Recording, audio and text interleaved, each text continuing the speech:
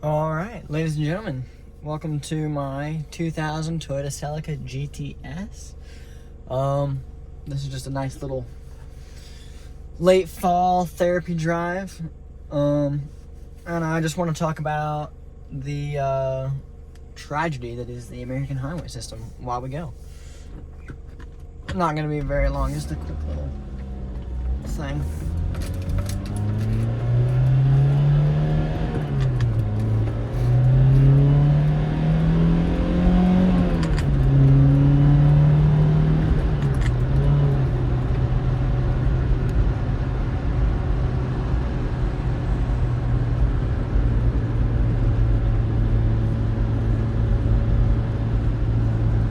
Anyway, as we get going, once we pass this neighborhood, we'll kind of get on a little bit.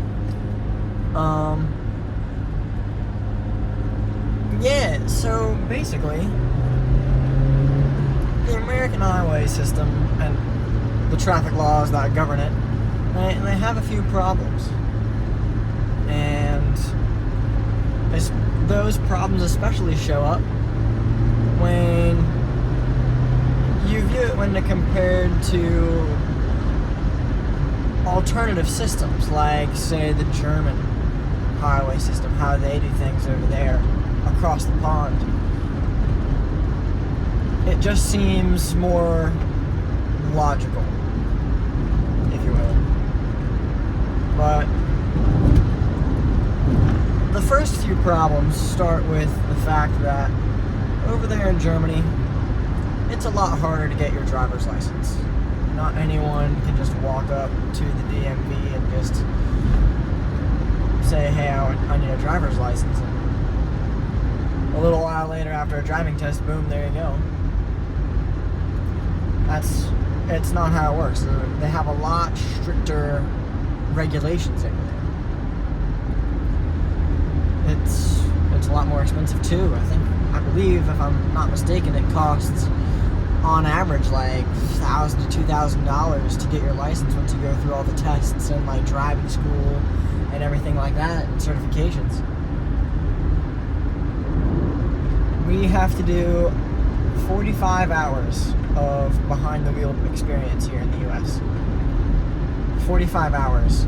15 of those 45 are at night hours. That sounds like a lot, but when you consider how much you're driving for, it's really not. It's enough to get the basics down, but it doesn't show enough of... It doesn't quite communicate what all can happen. I don't think it's enough time to really understand and be aware of exactly what you're doing and how important it is. I believe the Germans have on average about 60 to 70 hours of driver training. And then they also have to go through first aid training, just in case they do get into an accident. And I want to shed some light on a pretty important metric. I did a paper on this a while ago for my senior year of high school. I was in DE English, so college level English, through the local community college that I took in high school. And this is what I was writing about. The same topic that we're talking about now.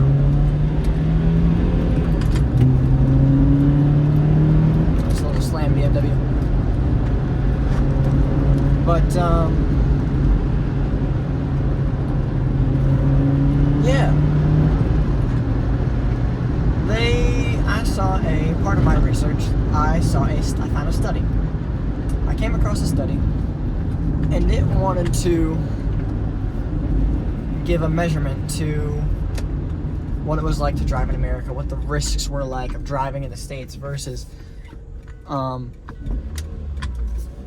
America, what it was like versus driving in Germany.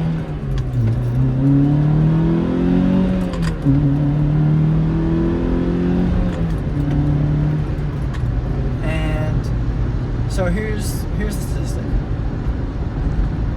It was a ratio of casualties per billion kilometers traveled, and the United States had a ratio of 3.62.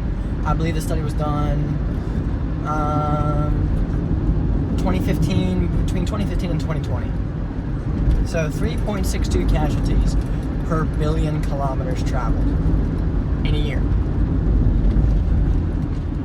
That same statistic in Germany was 1.98 casualties per billion kilometers traveled in a year. That is a significantly lower rate. Like almost less than half. So why is that? Like I said, first of all, it's the lack of the quality of driver education training.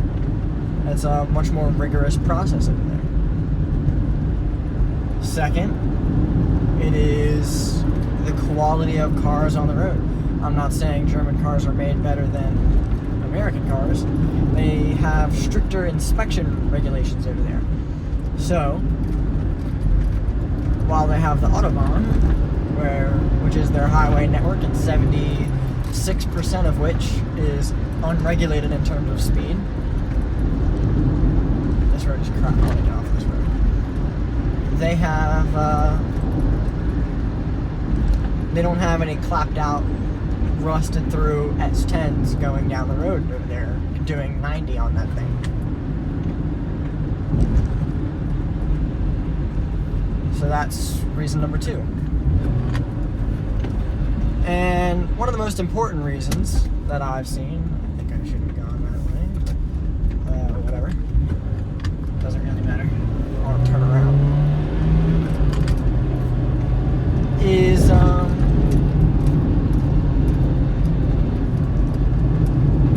lost my train of thought.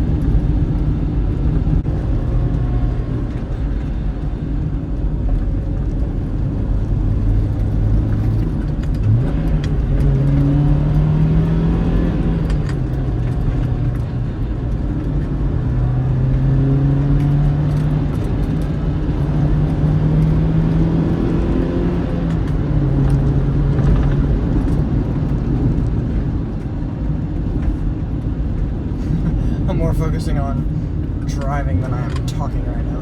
This is a very tight road. Alright. Yeah, so they have significantly less accidents in Germany. Significantly less. A little bit less than half of the accidents over there.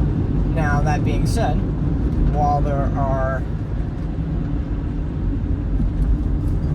much, much fewer accidents over there, when there are accidents, you are more likely to die because the speed is higher.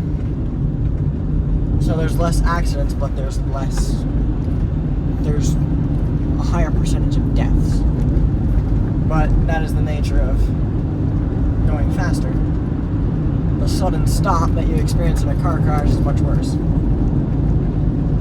So they have better vehicles, more experienced drivers with better education, and they also have first aid training in the event of an accident. And they just better follow road etiquette. And what I mean by that is, especially when it comes into practice on like highways and such, even on a divided highway where there's like two lanes for each direction,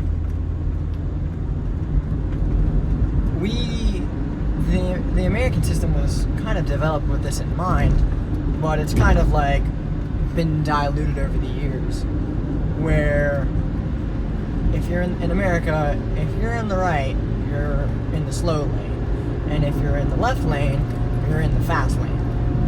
Now, that isn't efficient, and that's not how it's supposed to be.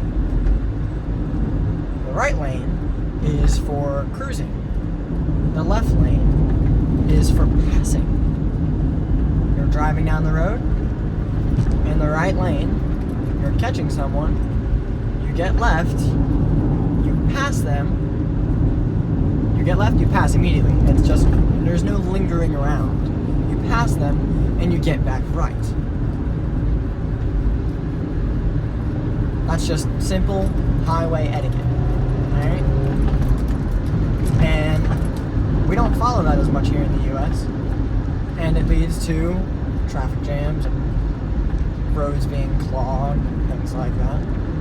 And not all the blame is on American drivers. Sometimes you have people going just like 5 over the speed limit. That's another thing. Side tangent here. The speed limits here in the U.S. are speed suggestions. I don't care what you say. Yes, if you speed, you're going to get pulled over. But you can pass one officer in one part of town doing 10 over the speed limit. He won't bat an eye. You pass on a different day, you pass a different officer sitting in that same spot, same part of town, going like 4 or 5 over, and you'll get written a ticket. Now, it may get dismissed in court, but you're still going to get that ticket. That inconsistency is another thing. Over there across the pond in Germany, the fines for speeding is much higher, and there isn't really leeway for speeding. Those speed limits are enforced. So if you're speeding, you're gonna get a ticket, even for 1 or 2 over. It's like something like $400 or $500 right off the rip. That's a much higher penalty than in the U.S. So some of the problem with people not immediately getting over into the right lane again and passing someone with a sense of purpose is the fact that someone might be going 4 or 5 over the speed limit, and the person that's trying to, they've caught up to them, but there's not enough of a speed difference to make a timely pass without going significantly over the speed limit and running the risk of getting a ticket. And so some people end up just sitting side by side in the left lane with someone else because they're afraid of making a higher speed pass and running the risk of getting that ticket. So that's another thing. Over there in Germany, right lane, cruising. Left lane, you pass, you're not worried about getting a ticket because the speed limit is unrestricted. And it just makes sense. And, you know, people in the U.S., with all that being said, people in the U.S., I don't think they're ready for unrestricted speed limits. They can't have unrestricted speed limits if we don't have everything else in place. If we don't have everything else to properly execute it and make it safe for everyone. Because, I mean, you can be going fast, you can be breaking the law and speeding and still be safe. You can be going the speed limit and be unsafe. Speed does not necessarily determine whether you are safe or not, whether you're putting yourself or others at risk. You determine that, how you're driving. Speed is just one component of that,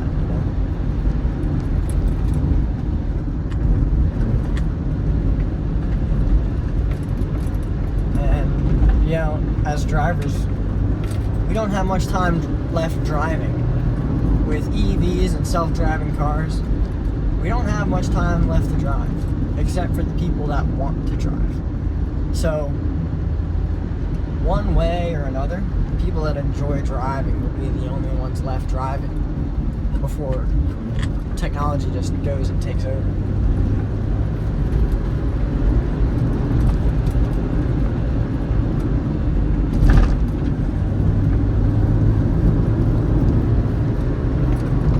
And so we'll get to that idea of driving utopia one way or another, eventually.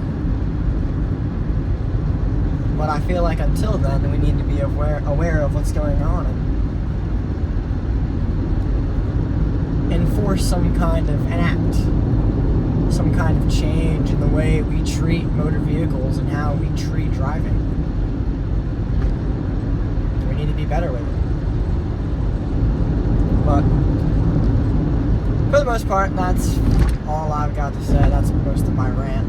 I have no idea what road I'm on. I missed my turn back there because I wasn't really paying attention. I'm just going to see where this leads out. Where the heck is